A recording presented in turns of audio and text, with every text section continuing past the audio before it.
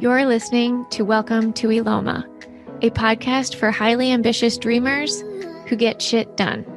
I'm your host, Kylie Peters. This is a space where we talk about how and why rest is productive.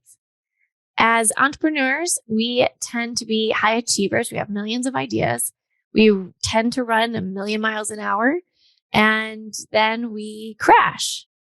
And many of us are trying to figure out how to be productive while having a productive and sustainable workflow. So everybody talks about the importance of rest. And then we're all like, yeah, okay, well, I took a nap and now I'm going to go back to work for 6 hours. So I think we have some false ideas of what rest might actually be and look like. And so we're going to talk about that today. So today's guest is Nina Nesdoly, and she is a work stress and burnout prevention speaker, researcher, and founder of Workplace Clarity. And she is spreading her message of rest being productive across the world. So I'm super excited to get into today's conversation. Welcome to Eloma, Nina. Thank you so much for having me. I'm excited to talk about this. Yeah, same here. So let's go ahead and dive in. Nina, we spoke briefly previously, and that led to today's conversation.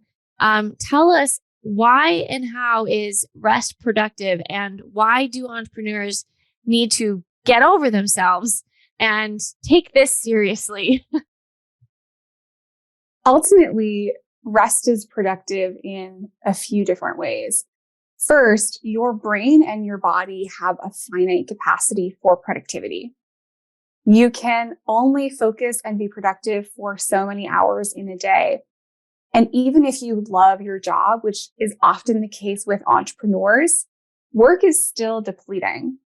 The research still shows that even if you're highly engaged, invigorated, challenged, excited about your work, it contributes to strain. It wears you down and depletes your bodily resources. So you need rest as opportunities to replenish your resources and your energy if you want to be able to keep going with this thing that you love, with your entrepreneurial journey. So first, we need rest because we can't work all the time. And second, rest is where a lot of the magic happens, especially as entrepreneurs, because when you are resting and when you are not focused on work specifically, your mind can wander, form new ideas, attach existing ideas. Your mind is focused on future planning and ideation. And that's sometimes where we get our best ideas, and we find our next step forward is not in thinking and working really hard, but in taking the time to rest so that we can allow our minds and our subconscious to do some of that work, that mind wandering, that ideation that often leads to really exciting things for us. Okay, I have probably a dumb question here, but can you help us understand the different ways that we can rest? Because I know for me, I'm like, okay, most people talk about rest. And to me, I'm like, okay, that's laying on a couch doing nothing, or it's sleep. And I'm like, oh gosh. But talk to us about the different ways that we can rest, or how that's like defined in our world, or could be. Right.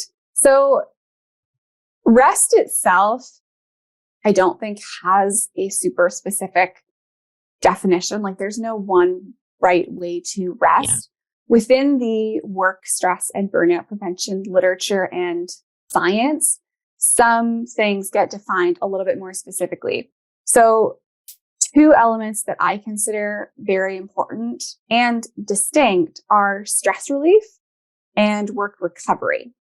Okay. Stress relief are the things that allow you to get stress and tension out of your body. These are often fairly active things like exercise, talking, journaling, where you feel this tension leaving and you have that sense of relief that you've let the tension, you've let the stress out. So that's stress relief. We're letting stress out of the body.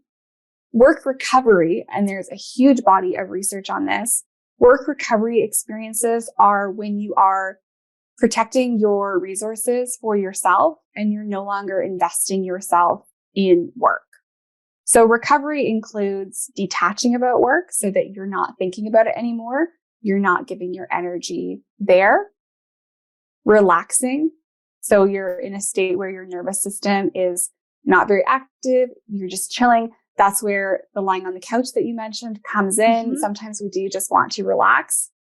Control, which means that you're just taking control of your time so that when you have breaks, when you have time off, you are enjoying that, not letting your business run you when you try to take a break, for example. And mastery. Mastery are the places, the activities where we learn and grow outside of work. These are our hobbies, our things that we do just because we enjoy them that have nothing to do with our work. So there are a lot of different ways to rest, some of them more active, some of them more relaxed, some really intentional, and some just because we enjoy it and we deserve to have fun. Okay, I'm so glad I asked that question because as somebody who has very much struggled with this, this idea of rest has been so elusive to me. And so thank you for breaking it down in that way, stress relief and work recovery. And all of the different things that you mentioned for both of those things, you know, like people hear oftentimes, like, oh, I'm going to go for a run to release some of the stress. But I love how you also mentioned like journaling can also be a version of that too. And then the whole long list of things that you mentioned for work recovery, having the last one be like hobbies. It's like, oh, so, you know, the hobbies that us entrepreneurs are supposed to have, like there's a reason for them. Like, okay, it's not just a nice to have. Noted. Thank you, dear. I appreciate that. So I like to use a structure. Sorry. No, go ahead. I like to use a structure for myself. And this is available if anyone is interested in my work and subscribes to my newsletter. It's a free handout people can get that I call the rest and recharge routine. And in it, I have 4 categories: stress relief, as I just mentioned, work recovery, and then responsibility and recharge. So I use this framework to make sure that I'm getting everything that I need for rest based on a combination of the neuroscience and management research. Every day after work, I do something to relieve stress. I do something to make sure that I am recovering from work. I take care of some responsibilities. That's the boring stuff, like taking out the garbage, maybe doing the dishes. Doesn't have to clean my whole house. I don't have to clean everything. Just make my life a little bit easier. And then I just do something I enjoy. And was that the recharge? Is that the last one? That's the recharge. Yeah. Yeah. Okay. And if people wanted to see this framework, where would they find it? If you head to my website and subscribe to my newsletter, I send that out as a free handout. Okay. And what's your URL? Workplaceclarity.com. Workplaceclarity.com. Okay. So check out workplaceclarity.com and we can download this free handout. Awesome. So as we go through this, Nina, what is the ideal work, rest, life balance breakdown for entrepreneurs? And I know when we spoke last time, you specifically were making comparisons between corporate and the entrepreneurial world that I thought were really interesting. And it's really made me start to rethink a lot of things. So tell us a little bit about that. I won't go as far as to say that there's an ideal work, rest, life breakdown, because I think it does depend on every person and what they're working on and what else they have in their life, like family commitments. Sure. If you're an entrepreneur as a side hustle and you've got something else that you're doing, but there are definitely some rules of thumb that we see in the science that we can put into place. I think the biggest difference between corporate and entrepreneurship is people really underestimate how much time in a corporate job is spent not working, is spent chatting so much, or in meetings that are kind of running around the bush before they get into the point, on lunch breaks. So entrepreneurs come into their own business and say, I need to work 8 hours a day. And especially in the early phases of business, entrepreneurs may be alone when they're doing this or only have a few other people they're interacting with. and they say, I need to work 8 hours a day, they're exhausted, they can't, and they're hard on themselves. And the reason for this is because no one is working 8 hours a day. In a corporate job, no one is being massively productive for 8 hours a day. Some of your hours are very productive. About 3 to 4 hours are really focused, productive work. That's really all your brain is capable of. And then you have meetings, maybe social events, some lighter work. So for entrepreneurs, the idea that you can maintain the exact same breakdown of work hours often doesn't translate because entrepreneurs are now trying to be super productive for the entire workday when that's not what's happening in corporate environments. So instead of trying to be super productive for the whole day for an entrepreneur, it is realistic to say, I'm doing 3 to 4 hours of highly productive, focused work. And the rest of my day is for meetings, maybe lighter tasks. If you have social media, maybe you make your graphics, kind of the fun work that doesn't require as much focused attention. But if you try to be super productive for 8 hours a day, you are doing dramatically more than you did in a corporate environment, and you're going to be exhausted really quick. Yeah, that made a lot of sense to me when you said that the first time. And I was like, oh, wow, okay, got it. Yeah, we operate differently and there's a reason for all these things, right?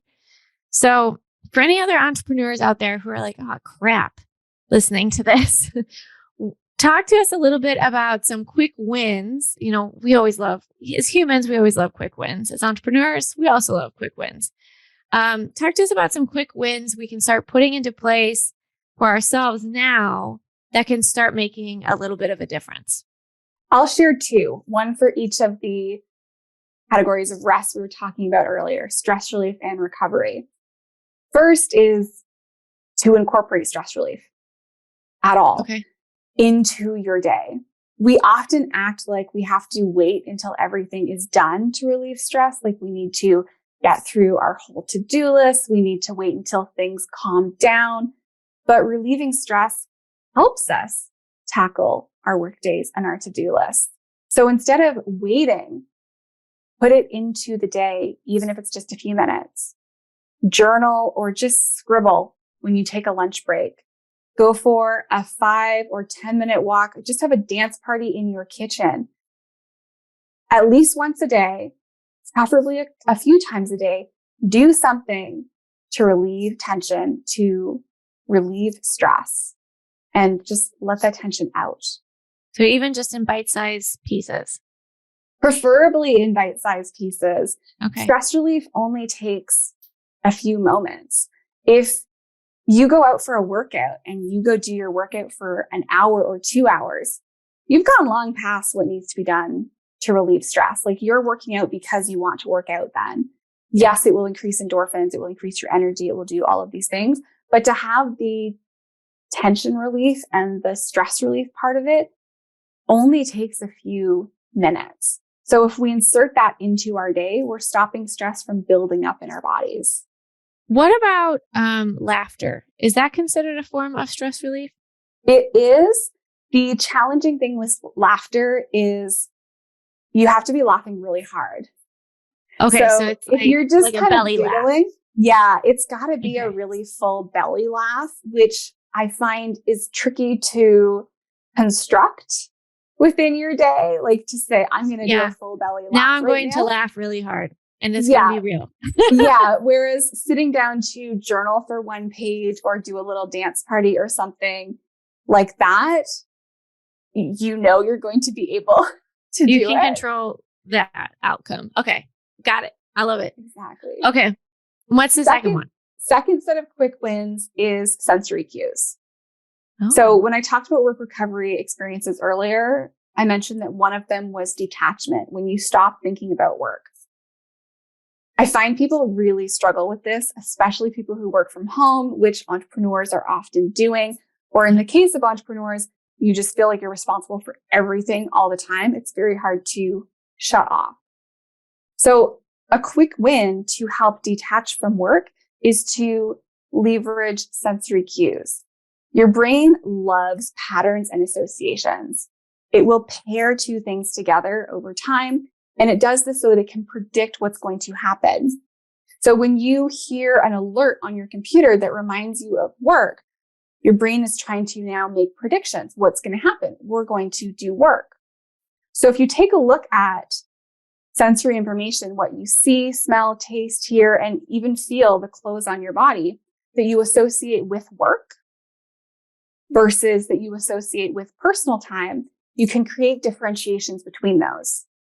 So either get the work cues away from yourself so that you can really detach, or create contrasting cues in your personal time. For example, I have playlists that I reserve for work. When I turn those playlists on, I'm in it, I'm working, I'm focused. When they're off, that helps me detach from work. I'm not in that mode, and I listen to different music when I'm around the house, in the gym, or just doing my own thing. If you find that having your stuff out visually is pulling you back in, take a few minutes at the end of the day to put it away so that you don't have that visual cue there that's pulling you back into your work. And what about, so yes, and to all of that. And for those of us who do work from home, any other specific tips on how we can help to detach from work at home and life at home? I think the sensory cues and using as many of them as possible is one of the most important things. One of the biggest ones is physical spaces. So designating a specific workplace and being incredibly strict about that. Okay. Keep your work in one space. Keep it at your desk. If you don't have a desk, keep it at the dining room table, and do not move it into spaces that are meant to be comfortable and relaxing. Do not take work in bed with you. Do not make it so your entire home feels like a workplace. Okay. I know working in bed is so comfy, but it's not worth it. No, I mean, there's science behind it. So as we are looking to make, these even small improvements now, what is an ideal, like, long-term goal that we as entrepreneurs should, like, a healthy long-term goal that we should be kind of striving for?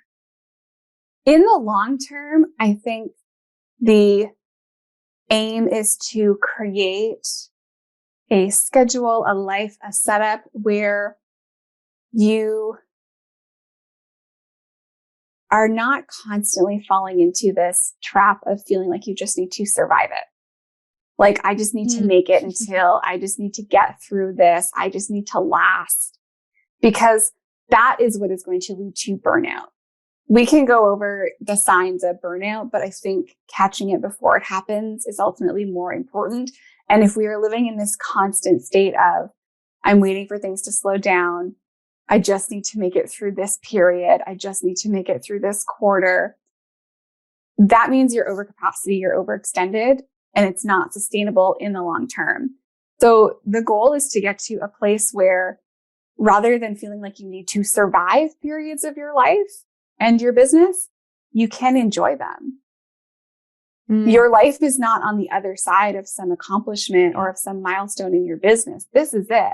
Your life is happening now. So long term, our goal is to get to a place where we are consistently enjoying the journey. And yes, once in a while, we have deadlines, we have crunch times, and it happens. But if we live that way all the time, we'll be exhausted and we'll miss out on actually getting to enjoy our lives. I want to circle back to a little nugget that you just alluded to, and I feel like I got to try to crack it open, at least quickly. So many entrepreneurs I know are struggling with burnout or on the precipice of burnout. Can you tell us, you just mentioned there's like some symptoms or signs of burnout. I would love to know those signs. And then I've got a couple of follow-up questions for you. Okay. So according to the World Health Organization, burnout is an occupational phenomenon resulting from chronic excessive work stress that has not been successfully managed. Absolutely, there's overlap with other areas of your life as well, but primarily the existing definition is based on work. And there are 3 dimensions.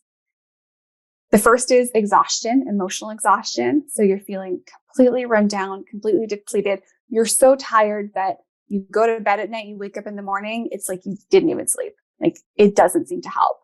Mm-hmm. The second is cynicism and depersonalization. So you start to psychologically withdraw from others and your work. You might become really resentful towards your business, really irritated by your clients. And so you're pulling back. The third, and this one is a really vicious loop that people get stuck in, is reduced professional efficacy. That's when you start to lose your sense of accomplishment in your work. This one is vicious because what happens is you have this sense that you're failing and that you're getting bad at your work. Mm-hmm. And so when what you really need is rest, the natural inclination is often to work harder, to try to compensate for what we perceive as personal shortcomings. Well, that hits the nail on the head. Great. And for anybody who's experiencing burnout or might be experiencing any of those symptoms, what would your recommendation be? So the first thing is recognize it, figure out that you're there. I think, especially with high achieving people, there's not a huge difference between being in kind of early stages and actually being burnt out in terms of how it manifests, because high achieving people are just so good at pushing through and completely ignoring anything in their body that says that they need rest. So if you find yourself saying, I just need to make it until this period, or another big one for me is, I can do all of this if nothing goes wrong, which means you've left yourself not a moment to be a person. Yeah. If you are identifying patterns like that in yourself that are these very like absolutes, like you have to do these things, you must survive this, you've got to do this, that's a very good sign that you are either burnt out and hiding it or you're headed that way. Yeah. So first, we recognize it. Second is to really seriously evaluate what you're currently doing. Take a look at the actions, the work that you're doing. And I like to do a couple of things. First, I look for what I made up. Because sometimes we are just inventing standards and work for ourselves. Nobody said we have to do this. Nobody said it's got to be this way. Early in my business, I have an Instagram account. I realized that my preference is that, it's so ridiculous. My preference is if none of the graphics that are the same color are touching on my Instagram feed. So if I post a blue graphic, I would like for it not to be touching directly another blue graphic. I like some space. I don't like clusters of colors. I was losing like half an hour a day to changing the colors on these Instagram graphics so that they weren't touching. And that serves absolutely no one. Yep. Like I made that up. I fully put that pressure on myself. So that's a really good place to start, because if you're a high achieving type A perfectionist type, there's a very good chance you invented some standards for yourself. Standards of perfection, performance, or how hard you have to work before you can ask for help that are absolutely untrue. Nobody is holding you to those except you. Mm-hmm. The second thing as an entrepreneur is to look at what is actually making you money and just get real about that. Mm-hmm. The story of the McDonald's founder of McDonald's, famously, McDonald's started off with going to only Coke, fries, and a burger because they realized those 3 items made up 87% of their revenue in the early days. Similar thing for us as entrepreneurs. If there is something that is taking all of your time or even half of your time, but it's only 10, 15, 20% of your revenue or the contribution to your business isn't there, then either outsource it if it's something that actually does need to get done, but isn't a big financial aspect, or get rid of it if you can, or eventually transition to get rid of it. I used to offer, I now have a membership for individuals to take part in. I used to do small group programs. Mm-hmm. My business is 80 to 90% corporate. I work with organizations. That's the primary thing that I do. And that's the primary source of income that I have. And yet I was spending more time on these small group programs. Mm-hmm. So I scrapped them and I switched to a membership model where I don't do anything live. I have all of these wonderful recorded videos, and people can put their own programs together and go through and get the information they need. So I still offer something for individual people, but the time proportion is back where it needs to be. Mm-hmm. So we recognize it, we evaluate what we're actually doing, and then we go on the really uncomfortable journey of saying no to things. Yes, our favorite. Sometimes when I get into phases in my work, when I am really overburdened and overcommitted, I will just go on a hold where I am saying no to everything for this time period. I'm in one of those right now because earlier in March, I realized that I had overcommitted myself. I got really excited, signed up to do a TEDx talk, thought it would fit my calendar, has not actually fit as easily as I thought it would. So for the whole month of March, I've been saying no to things, or saying, reconnect with me in April. And I'm booking all the way out starting in May at the earliest, because I'm also pretty full through April. There's no room. Mm-hmm. So sometimes it's saying no, sometimes it's saying not right now. And sometimes as entrepreneurs, part of the reason you got here is because you are such an amazing, high achieving person. So people are going to offer you opportunities. They're going to look at you and say, you're amazing. I want you to do this. I want you to be part of this. You get a lot of invitations. If you are saying yes to everything, you may be saying no to your real goals.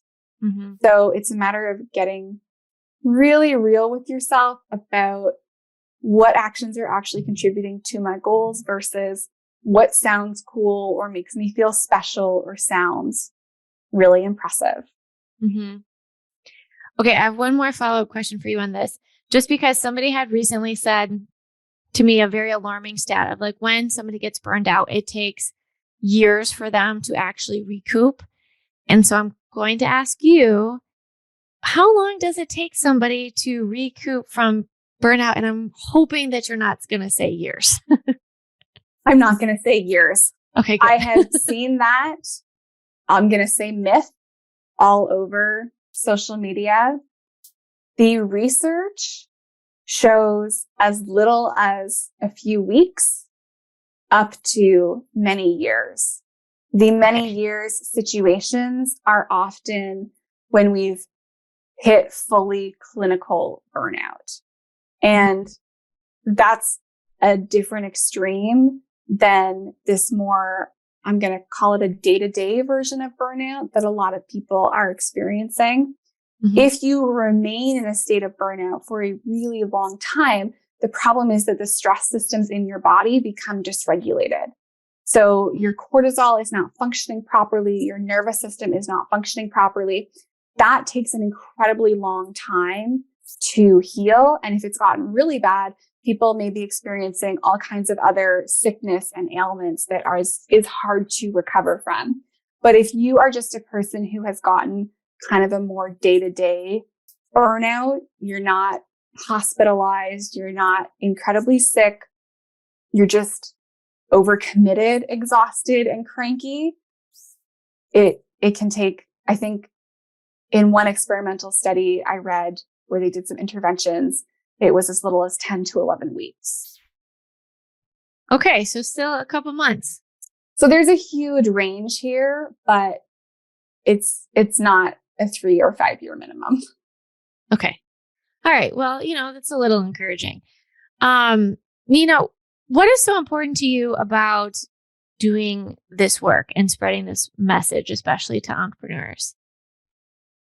I think for me, what's really important to me is that I just really believe it's possible for people to both have meaningful careers and pursue things they're passionate about while also enjoying their lives. And I think the narrative that rest is productive is really the key to that. I see it as the key to that. I see it as a way that we can work with our brains, with our bodies, respect the limits of what they're capable of, which, funny enough, often means we can actually be more productive and get more done because we're working within what our brains and bodies are able to do. And then we can have our lives outside of work, so we can just have overall a much more well-rounded, fulfilling life. I don't think it's one or the other, having a meaningful career, having a business you're excited about, or enjoying your life. I think it's possible to have both. So that's what I'm here for. Yeah. Okay. My last question for you is, especially as a researcher, I'm very excited to hear your response here. What is your greatest insight or discovery about life and entrepreneurship? Ooh. I think it's something I mentioned earlier in passing, but it really is a big insight for me, is that life is not on the other side of your accomplishments. It's what's happening right now. I used to be always pushing for the next thing. I'm on my 3rd degree. Like, I have an undergrad, a master's. So you like those acronyms. You like the acronyms. I like the acronyms. Yep. If I just had continued on acting like I had to accomplish things and do these things before I could make any space for my hobbies. I dance, I bike, I do yoga, I read. I would be exhausted and entering my early 30s, having never enjoyed my life. And you can always come up with something else. You can always have more to do. It's endless. You can have another business. You can have a financial goal you're going to hit. You can have too many degrees.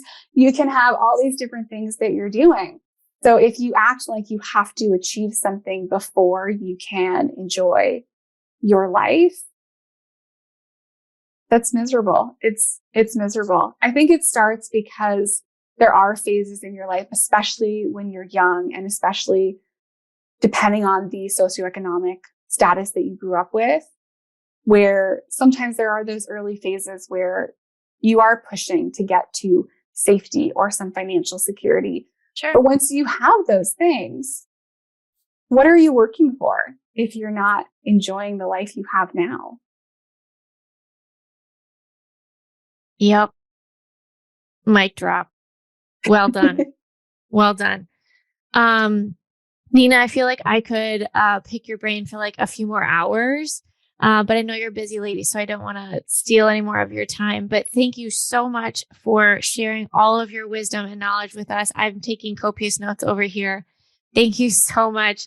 For anybody who is listening and would like to reach out or learn more, or maybe is thinking back about your free download, what's the best place and how can they get in touch with you? I've got my website, TikTok, and Instagram. All are Workplace Clarity. I'm also on LinkedIn using my real name. You can connect with me on any of those platforms. Okay, awesome. And for anybody listening, if this episode has been like halfway as informative for you as it has for me, please go ahead and leave us a review and talk about how much Nina has blown your mind, because she's blown mine. And I have a whole list of things I need to start doing differently. Nina, thank you so much for being here with us. We really appreciate it. Thank you so much, Kylie. To continue learning how to better build your business and make your vision a reality, subscribe to the Welcome to Eloma email list at welcometoeloma.com.